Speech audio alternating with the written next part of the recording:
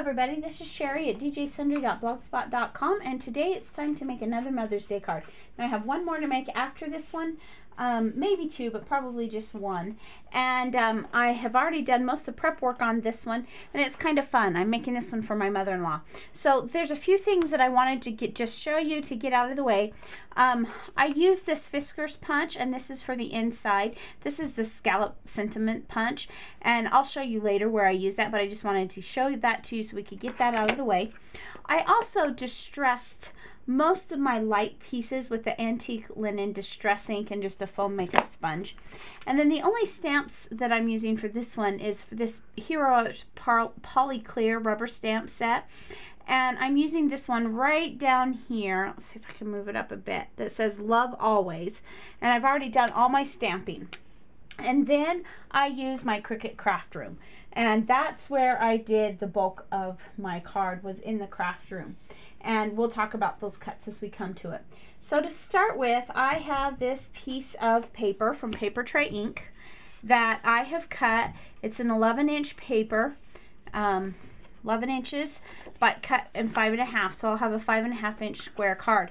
Now, I made a mistake and scored that in the wrong place, but I'm not too worried about it because that will be covered on the outside, and that's just part of it being homemade. Then I went around the edges with my distress tool, and then in the front and then again on the inside I distressed around the edges with the antique linen distress. So let's start putting our card together. The next thing I have here is just a piece of plain black cardstock, and I cut this piece at 5¼ inches square. And let's just adhere that down to our card base. I wasn't thinking about how much the distressing would take off of some of the cards.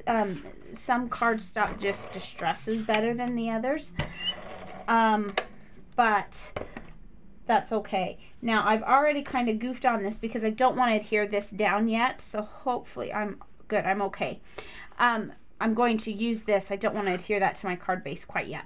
So this is a piece of paper that I actually printed. And what I did is I set up, in the Cricut craft room, I just set up a block of color to print and then filled it in. And this is from the Imagine More cartridge. And this is just a piece of music note paper. And I cut that just barely smaller, just 1/8 of an inch, so there's just only about a 1/16 of an inch of black all the way around, and that's the way I wanted this one to go because I wanted it to be I just wanted just a little bit of the black to show. Okay, so we've got that, and that was cut at 5⅛ inch square.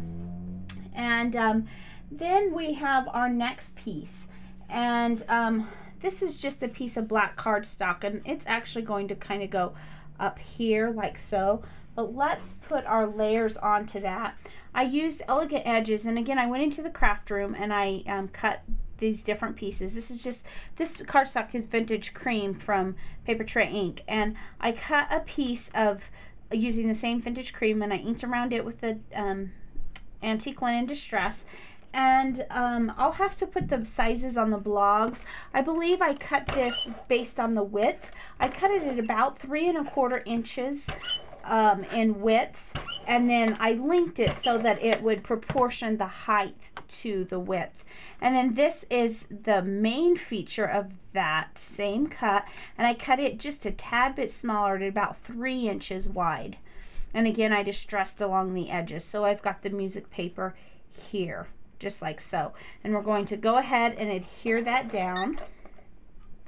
And actually, before we do, I decided I wanted to put that, I wanted to add some dimension to that, so I'm going to put that on foam dots, or foam squares, I'm sorry. And I just use the Recollections brand. I like that brand.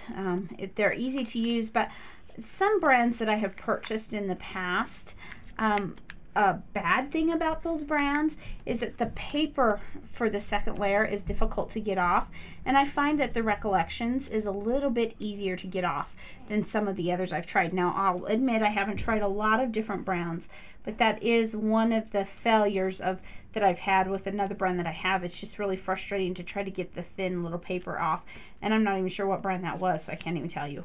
But this is the Recollections brand, and I just really like the way it adheres or comes apart. And I cut this black square just to be just big enough.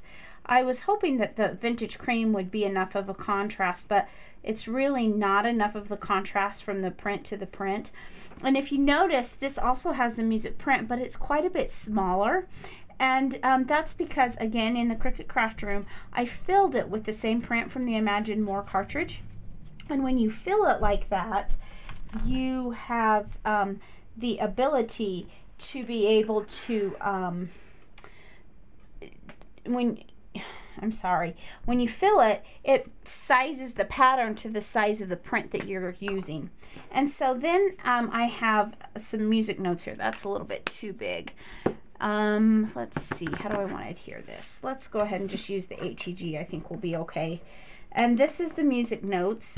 And now this particular set of music notes actually came from the Wild Card cartridge, and there's a feature on there. Again, I was in the craft room, and I'll have to get those sizes to you later because I can't remember what size it was, but this actually cut two notes. It cut this note, and then it cut a single one as well. And my mother-in-law is a musician, and that's why I chose the music notes for her. Isn't that pretty?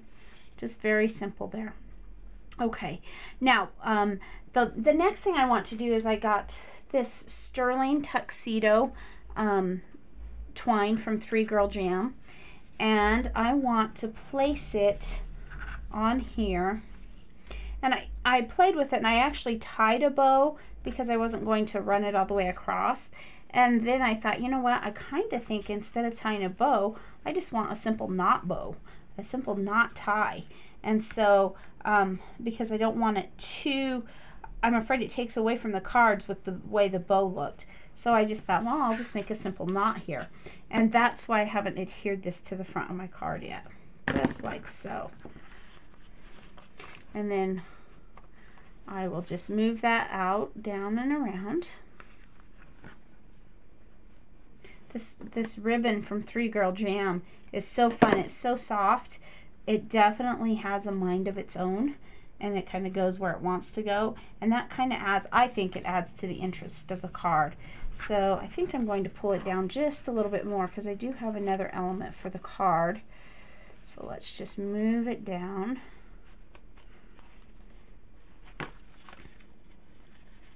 There we go.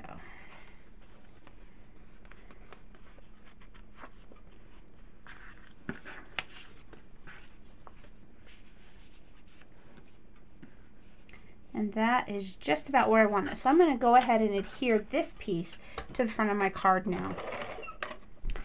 And we'll get that on. And then we are actually kind of to the homeward stretch of our card. I'm putting lots of adhesive on here just because I don't want, with the weight and the bulk of this card that it has, I don't want to mess and it all to come crashing off. Let's just kind of center that on our card base. Again, we've got a little bit more of the vintage cream poking out than the black because I did only allow for that 1/8 of an inch all the way around on the black because I just barely wanted that to show through. Okay, now I am not going to pop this black element up, so let's go ahead and adhere that down. I'm going to put it down on just flat onto the card base. Just, let's see, let's move it this way just so I can eyeball it a little better. Just like that. Okay, and now for our outside sentiment, let's set this aside.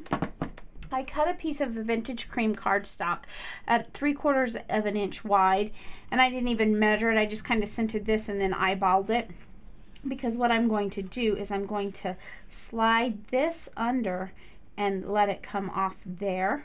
And I actually want to kind of pop it up on the dimensionals too, just to give it just a little bit more of a dimension there. And so I wanted to just kind of put that on last. Now this is where that Love Always comes in from the Hero Art set. And then I just free cut the little banner edges there. And then I'm going to let it come off the side of the card. Again, I'm not worried about an envelope, so I can do that. And it just kind of tucks in just like that and says Love Always. Not quite straight. And then we're ready to finish off the inside of a card. So for the inside, what I've done is, as I said, I had distressed around it. And then this one's from the Mother's Wild card. And I'll have to get all the Cricut cartridges on here because I ended up using, I believe, 3 different Cricut cartridges, and I'm going to have to go back and look which ones. But I printed this from the Wild card, and this says Happy Mother's Day. And then I don't want dimension on the inside of my card, so everything will go down flat.